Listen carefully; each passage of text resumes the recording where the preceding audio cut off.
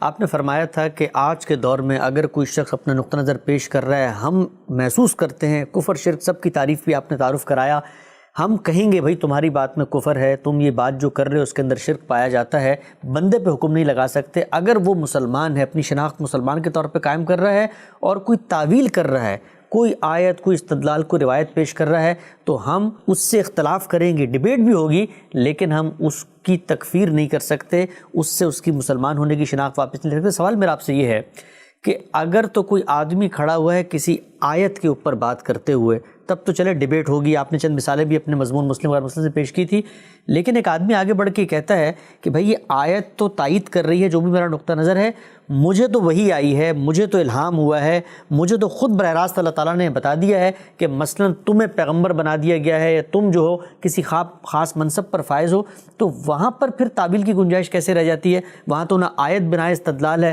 نہ روایت بنائے استدلال ہے، نہ علم و عقل کے مسلمات ہیں، وہاں تو بندے کا اپنا مشاہدہ ہے۔ بندے کا اپنا مشاہدہ ہے کس بات کا؟ یہ کہتا ہے کہ مجھے وحی ہوئی ہے، مجھ پر الہام کیا گیا ہے، مجھے پیغمبر بنا دیا گیا ہے۔ تو دیکھیے جب سے یہ معاملہ دنیا میں ہوا ہے، ظاہر ہے کہ اللہ تعالیٰ وحی بھی کرتے رہے ہیں، الہام بھی ہوتا رہا ہے، اللہ تعالیٰ پیغمبر بھی بناتے رہے ہیں۔ تو جب سے یہ معاملہ دنیا میں ہوا ہے، تین ہی صورتیں ہوتی رہی ہیں۔ ایک یہ کہ وہ اللہ کا پیغمبر ہے، اس نے پیغمبری کا دعویٰ کیا ہے تو بالکل سچا دعویٰ کیا ہے، وہ صادق بھی ہے اور مصدوق بھی ہے۔ اور چنانچہ جب اس طریقے سے لوگ دعویٰ کرتے تھے تو اس موقع کے اوپر ہر آدمی کے لیے اللہ کی ہدایت یہی تھی کہ ان کی بات سنیں، اس کو سمجھے، ان کے استدلال پر غور کرے، اپنے آباء کی پیروی پر نہ کھڑا رہے اور ان کی نبوت کی تصدیق کرے۔ یہ معاملہ رسالت مآب صلی اللہ علیہ وسلم کے ساتھ ہمیشہ کے لیے ختم ہو گیا، ٹھیک ہو گیا۔ یعنی اب یہ بتا دیا گیا ہمیں، اور کس نے بتایا؟ خود پروردگار نے بتایا، اعلان کر دیا کہ محمد الرسول اللہ صلی اللہ علیہ وسلم خاتم النبیین ہے۔ اس کے ساتھ خود رسول اللہ صلی اللہ علیہ وسلم نے وضاحت فرما دی کہ ختم بین نبیون، مجھ پر نبوت کا سلسلہ ختم کر دیا گیا ہے۔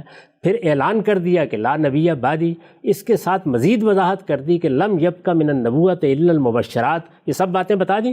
اس لیے یہ امکان تو ہمیشہ کے لیے ختم ہو گیا، واضح۔ یعنی اب کسی آدمی کی یہ بات سننے ہی کا سوال ختم ہو گیا کہ وہ یہ کہتا ہے کہ مجھ پر وحی آتی ہے اور مجھے الہام ہوتا ہے اور مجھے پیغمبر بنا دیا گیا ہے۔ اس برق کو تو آپ نے ہمیشہ کے لیے پھاڑ دیا، یعنی اب قیامت تک کے لیے محمد الرسول اللہ صلی اللہ علیہ وسلم کی شہادت ہے کہ نبوت کا سلسلہ بند ہو گیا۔ اب رہ گئے دو امکانات، ایک یہ کہ وہ آدمی جھوٹ بول رہا ہے، یعنی اسے کوئی الہام نہیں ہوا، اسے کوئی چیز القاء نہیں کی گئی، اس نے در حقیقت اپنے آپ کو اس حیثیت سے پیش کرنے کی جسارت کر ڈالی ہے، وہ اللہ پر بھی جھوٹ باندھ رہا ہے، افتراء علی اللہ کا مجرم ہے۔ ایک صورت یہ ہے۔ دوسری صورت یہ ہے کہ یہ شخص کسی ذہنی اختلال کا شکار ہو گیا۔ بہت سے ایسے امراض ہیں جن میں مبتلا ہو کر لوگ اسی طرح کی باتیں کرتے ہیں۔ اسی طرح وہ لوگ جو مراقبوں میں مبتلا ہو جاتے ہیں، سنیاس لے لیتے ہیں، یوگیوں کے پاس بیٹھتے ہیں، اسی طرح سے بعض صوفیانہ مشقیں اختیار کرتے ہیں، ان پر بھی یہ اختلال کی کیفیت طاری ہو جاتی ہے، ان کو بھی اپنے نفس سے مشاہدات ہونا شروع ہو جاتے ہیں۔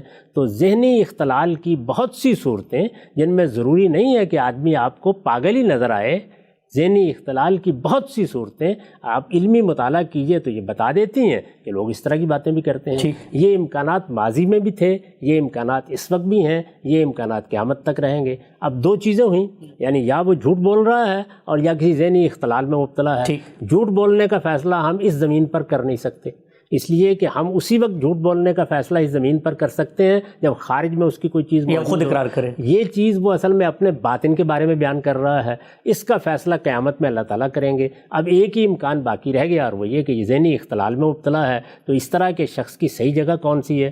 شفا خانہ امراض دماغی، کسی طبیب کے حوالے اس کو کرنا چاہیے۔ اس کے ساتھ ہم نے بحث کر کے کیا کرنا ہے؟ اچھا، یعنی وہ اگر یہ سب کچھ آل فال بیان کرنے کے بعد، جس کو آپ نے کہا کہ شفا خانہ امراض دماغی میں اس کو بھیج دیں، اور وہ یہ کہے کہ بھائی میں تو مثلاً ذلی نبی ہوں، میں بروزی نبی ہوں، مجھ پہ نبوت ہو گئی ہے، الہام ہوا، جبریل آئے، مجھے بتا دیا گیا، مقرر کر دیا گیا، تو اب وہ یہ کہنے کے بعد اپنے آپ کو مسلمان بھی کہے، تو ایک ہی امکان ہے اس کا کہ آپ کہہ رہے ہیں کہ وہ شفا خانہ امراض ذہنی، کوئی اور امکان باقی نہیں رہا۔ اس لیے کہ میں نے عرض کیا کہ تین ہی صورتیں تھیں ہمیشہ سے، یعنی وہ سچا ہے۔ رسالت مآب صلی اللہ علیہ وسلم سے پہلے تو سچے نبی آتے تھے، صادق و مصدوق ہوتے تھے، ان کی تصدیق کرنے کے لیے ہم سب پابند تھے. اگر اس زمانے میں ہوتے تو ہماری بھی ذمہ داری تھی کہ ان کی بات سنیں، ان کے استدلال کا جائزہ لیں اور یہ فیصلہ کریں کہ وہ اللہ تعالیٰ کی طرف سے آئے ہیں. قرآن مجید میں ان پیغمبروں کا ذکر ہم پڑھتے ہیں. تو ایک صورت یہ تھی. میں نے عرض کیا کہ یہ رسالت مآب صلی اللہ علیہ وسلم کی طرف سے اس اعلان کے بعد ختم ہو گئی. بھائی اب یا اس آنے والے کو مانیے یا رسول اللہ صلی اللہ علیہ وسلم کا انکار کیجیے. یعنی اللہ کے آخری پیغمبر نے صرف یہی تو نہیں کیا کہ میں پیغمبر ہوں، یہ بتا دیا کہ مجھ پر نبوت ختم ہو گئی ہے، یہ اعلان کر دیا، بلکہ نبوت کی حقیقت کے خاتمے کا اعلان بھی کر دیا. لم یبق من النبوۃ الا المبشرات، یعنی نبوت میں سے کوئی چیز باقی نہیں رہی سوائے مبشرات کے. پوچھا یہ کیا ہے؟ فرمایا یہی کہ تم کو کوئی اچھا خواب آ جائے. تو اس کا مطلب یہ ہے کہ آخری درجے میں نبوت ختم کی گئی اور اس کا دروازہ بند کر دیا گیا. نہ اب کسی وحی کا امکان، نہ کسی الہام کا امکان. یہ بات رسول اللہ نے بیان کر دی. تو میں نے عرض کیا کہ اس کے بعد رہتے ہی دو امکانات ہیں، یا جھوٹ بول رہا ہے یا ذہنی اختلال میں مبتلا ہے. جھوٹ کا فیصلہ قیامت میں ہو جائے گا، بول رہا ہے تو اپنے رب کو جواب دے دے گا. ذہنی اختلال کی بنیاد پر ہمیں کیا ہدایت کی گئی ہے؟ رفع القلم عن الثلاث. 3 لوگوں کے معاملے میں ہم کوئی مواخذہ نہیں کرتے، نظر انداز کریں گے ان کو. اور میں نے عرض کیا ہے کہ اگر کسی کو بہت ہمدردی ہو تو اس کو کسی طبیب کے سپرد کرتے ہیں. اچھا عام صاحب، ہم اس سے یہ کہیں کہ بھائی تمہارے سامنے تو یہ جو آپ نے تینوں امکانات بیان کیے، تینوں ہی اس کے سامنے ہم رکھ دیں کہ بھائی یہ دیکھو، پہلی چیز تو یہ ہو نہیں سکتی، دوسرا یا تم جھوٹ بول رہے ہو، یہاں پر یہ معاملہ ہے. وہ آگے سے کہے کہ بھائی یہ جھوٹ تو میں بول نہیں رہا، میں تو سچ بول رہا ہوں، اور آپ مجھے پاگل کہیں جو بھی کہیں، میرے پاس تو وہی آتی ہے اور میں پوری طرح سے اس پر کھڑا ہوا ہوں. اور نہ صرف یہ بلکہ باہر نکلے، لوگوں کو دعوت دے اور یہاں تک کہہ دے کہ جو لوگ میری وحی کو نہیں مانتے وہ لوگ اصل میں مسلمان نہیں ہیں. تو پھر اس صورت میں کیا کریں؟ دنیا میں دسیوں لوگ ہیں جو اس طرح کی باتیں کرتے رہتے ہیں، دعوت دیتے رہتے ہیں. آپ آئیے میرے ساتھ، میں آپ کو بتاؤں، صوفیوں کی خانقاہوں میں، یوگیوں کے ہاں، سنیاسیوں کے ہاں، مسیحیوں کے ہاں دسیوں ایسے لوگ پیدا ہوتے رہتے ہیں. کیا کرنا ہے ان کو؟ یعنی ان کی بات کی غلطی ہم واضح کریں گے، استدلال سے بتائیں گے کہ بالکل غلط بات کر رہے ہیں. لوگوں کو چاہیں گے کہ وہ اس بات کو سنیں اور سمجھیں. تو ہمارے ہاں اگر کسی آدمی کو کسی ذہنی اختلال سے سابقہ پڑ جائے تو کیا کرتے ہیں آپ؟ اس کو یہی کرتے ہیں کہ نظر انداز کرتے ہیں. اگر آپ کے پاس وقت ہو اور وہ بھی آپ کو اجازت دے اور اس کے اہل خاندان بھی اجازت دیں تو اس کا علاج کرانے کی کوشش کرتے ہیں. اگر اس کی اجازت نہیں ہے تو وہ جو بات کہہ رہا ہے اس بات کی غلطی لوگوں پر واضح کرتے رہیں گے. یہ ہماری ذمہ داری ہے، اسی کا ہم کو حق دیا گیا.